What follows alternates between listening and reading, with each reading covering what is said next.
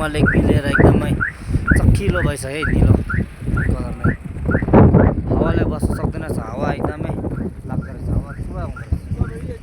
अब भाग्नुपर्छ बस्नु छ तलतिर बाटो बनाउँदैछ र चाहिँ त्यहाँ चाहिँ अहिले 2 बजीसम्म पुगेन भने चाहिँ 2 बजी एकछिन खोल्दा रहेछ बिहान 8 बजीदेखि बन्द गरेको अन्त 8 बजीदेखि बन्द गरेको 2 बजीसम्म 2 बजी खोलेर 2 बजी पनि पुगेर निस्किन भने चाहिँ निस्किन पाएन भने चाहिँ 6 बज्दो रहेछ त्यसले गर्दा जेमा वानमा त्यसले गर्दा अब छुट्टै टुरिस्टले लगेर जानुपर्छ हिजो गाडी बिग्रेर तल फेदाङमा माथि जङ्गु आदि आइपुगिसकेको फेरि फर्केर टिक्छु गाडी बनाएर आएको बेलुका 12 बजी पुग्यो खाना खाएर सुत्दाखेरि 1 बजी आज अलिक निन्द्रा लाग्दो रहेछ साह्रो छ यो जिन्दगी ड्राइभरको जिन्दगी टुरिस्ट घुमाउनु साह्रो छ सजिलो छैन